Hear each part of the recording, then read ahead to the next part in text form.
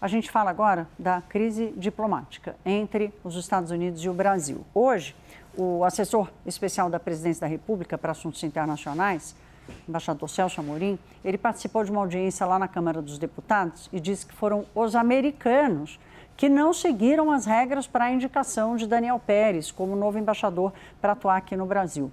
Amorim foi convidado a explicar a atitude do governo brasileiro de não acatar aquela classificação do PCC e do Comando Vermelho como organizações terroristas.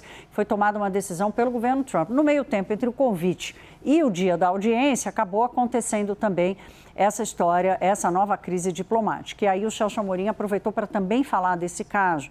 E lá, para os deputados, ele disse que esse processo é sigiloso, segue as regras internacionais, o que, na visão dele, não foi respeitado pelos Estados Unidos. Dessas regras internacionais, entre elas, a própria Convenção de Viena. A gente vai assistir a um trechinho do que disse Celso Amorim nessa comissão aos deputados.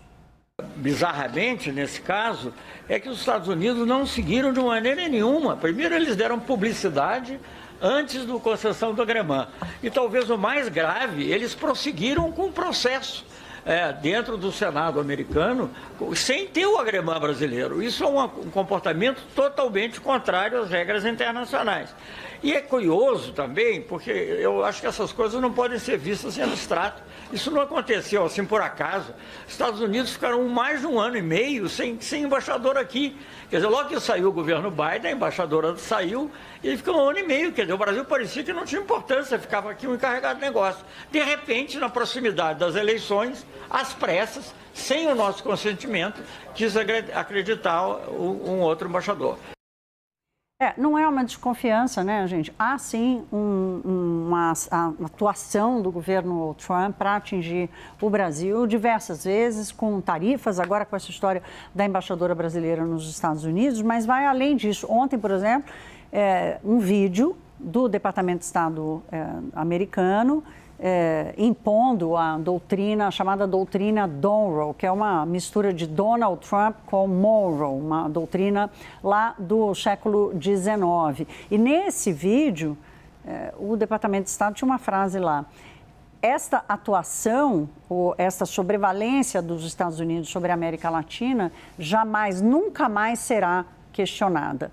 Hoje foi dia do secretário de Defesa dos Estados Unidos, o Pete Hegseth, exortar, foi esse o termo que ele usou, exortar aos países da América Latina que deixem de ser signatários do Tribunal Penal Internacional. Nós vamos falar dessa investida contra a América Latina e, claramente, o Brasil no meio disso, com o professor Gunther Hutzit, que já está em tela, professor de Relações Internacionais da SPM. Professor, boa noite, bem-vindo, sempre bom tê-lo aqui no Hora H. Boa noite, Thaís. Boa noite a todos que nos assistem. Prazer é sempre meu estar com vocês. Que bom. Professor, vamos lá. Ontem o vídeo, hoje essa fala do Pete Hegseth, que eu queria até te ouvir um pouco sobre a importância da participação do Brasil no Tribunal Penal Internacional, que, aliás, os Estados Unidos nunca participaram, né? Como é que você está enxergando essa investida do governo Trump na região? Thaís, acho que eu vou até aproveitar a fala do embaixador Celso Amorim e começar com uma imagem para as pessoas entenderem melhor o que está acontecendo. Você tentar analisar a realidade do hoje com o software do século passado, a gente não vai entender nada. Então, esperar que os Estados Unidos vão seguir os protocolos da Convenção de Viena, aceitar o agremã primeiro do Brasil para depois dar andamento, desculpa, é continuar olhando o mundo com uma visão do passado, e nesse caso, literalmente do século passado. Você tem aí uma atuação de um governo americano que não dá a mínima para as regras internacionais quando elas não lhe interessam, só vão usar quando interessam. Bem-vindos ao século XXI de Donald Trump no poder, que deixou claro isso desde dezembro do ano passado na National Security Strategy. A gente já conversou isso aqui antes, Thaís, mas vai ter que ser sempre relembrado. eles vão agir e deixaram claro, a América Latina é de predominância americana, e predominância do que não é a doutrina Monroe do século XIX, não ter a presença europeia aqui, é controlar certos ecossistemas, portos, aeroportos, energia, comunicação, inteligência artificial, e não deixar a China, né, dominar isso. Portanto, vão usar de todos os seus instrumentos para pressionar os governos da região a cada vez mais se afastarem da China e se aproximarem de Washington. Todos os instrumentos estão na mesa para o governo Trump. Todos. E sobre o Tribunal Penal Internacional, professor? É um desses.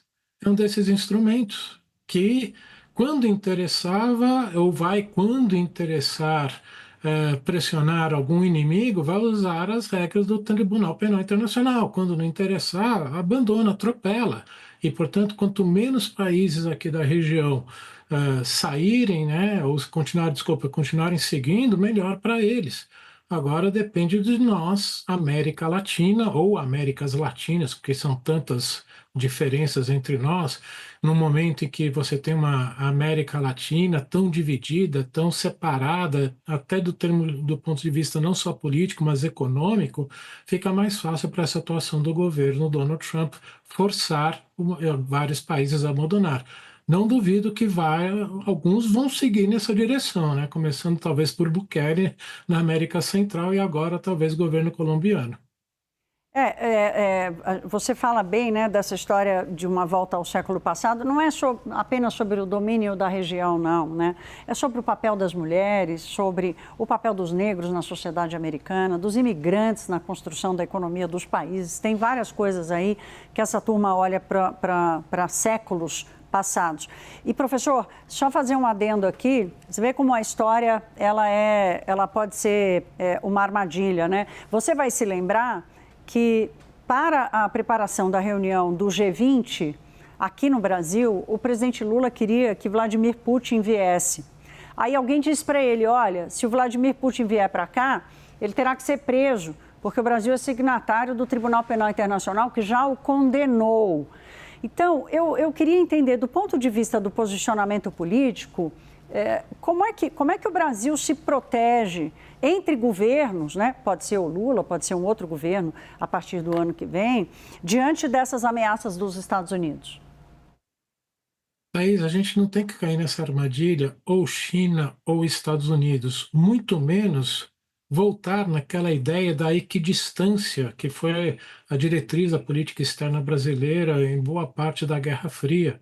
A gente tem como fazer, como vários países já estão fazendo, de criar sobreposições de relacionamentos em diversas áreas, para nós justamente não dependermos nem tanto excessivamente da China e nem dos Estados Unidos. Então, isso deveria ser uma política que não só esse governo, mas os próximos adotassem, de começar a mapear, em termos econômicos, financeiros, tecnológicos, militares, quais são as áreas que nos interessam, que outras potências médias têm, e que a gente crie novas relações, sobreposições de relações, para não depender excessivamente ou dos Estados Unidos ou da China, porque imaginar que os Estados Unidos são os malvados e os chineses são os bonzinhos, desculpa, é ter uma visão completamente errada do mundo. Sir Winston Churchill já dizia, países não têm amigos, países têm interesses. Gunther, olhando agora apenas para a nossa região, essa guinada à direita de vários países acenando, inclusive a Argentina, Paraguai, Colômbia, Peru, acenando ao governo americano um alinhamento, se não automático, bastante forte junto ao governo Trump. O quanto isso pressiona ou ameaça o Brasil? Bom, o Brasil já vem perdendo a liderança já há algum tempo, né? Já desde o governo, né, do ex-presidente Jair Bolsonaro, e já aqui no iníciozinho do governo Lula III ficou explícita a perda dessa liderança quando ele reuniu todos os presidentes da América do Sul aqui, tentou reintroduzir a Venezuela, ainda a ditadura de Nicolás Maduro, e presidentes de esquerda à época, como Boric no Chile, recusaram isso. tanto que essa cúpula terminou sem uma declaração final. Ou seja, por diversos erros da nossa política, comandado principalmente pelo Palácio do Planalto, não pelo Itamaraty, nós perdemos essa liderança, estamos ficando isolados, sim, diplomaticamente. O Itamaraty está tentando recuperar essas relações, mas nós estamos passando, sim, por um momento bastante delicado, porque a pressão e o poder americano para mudar as posições dos nossos vizinhos é muito maior do que o nosso. Então, é um momento delicado e por isso que eu volto a falar. Não adianta tentar olhar o mundo e trabalhar o mundo com o software 1.0. A gente tem que olhar esse mundo novo do século XXI, da lei da selva e Trump 2.0. Gunter, para a gente fechar, o governo brasileiro e o governo Lula, com razão, têm reagido corretamente a essas ofensas todas que têm chegado. Inclusive essa decisão sobre a embaixadora brasileira, né, do ponto de vista da lei internacional, das relações diplomáticas entre os países e tal. Ao mesmo tempo, nós estamos num período eleitoral. Qual é o prazo que você... Quer dizer, como é que a diplomacia deve agir no tempo, diante dessa urgência da diversificação das relações, do cuidado de não sair de uma dependência para outra? Bom, antes de mais nada, é entender que a pressão só vai aumentar mesmo até o segundo turno, né? Já está claro para todo mundo que não vai ter resolução em primeiro turno, seja para um, seja para outro. E vai crescer muito, sem dúvida alguma, a tentativa de ingerência americana vai aumentar, vão usar todas as suas capacidades para isso, inclusive desinformação. E dependendo do resultado, a gente pode ter até uma piora dessas relações. Por exemplo, não pode abandonar um cenário de presidente Lula ser reeleito e governo americano não reconhecer esse resultado. Então, é complicado. No curto espaço, eu acho que é o período mais tenso. E, ao mesmo tempo, no médio e longo prazo, Itamaraty ir construindo com a iniciativa privada essas sobreposições de relações que vai ajudar o Brasil, ou poderia ajudar muito o Brasil a sair dessas duas dependências.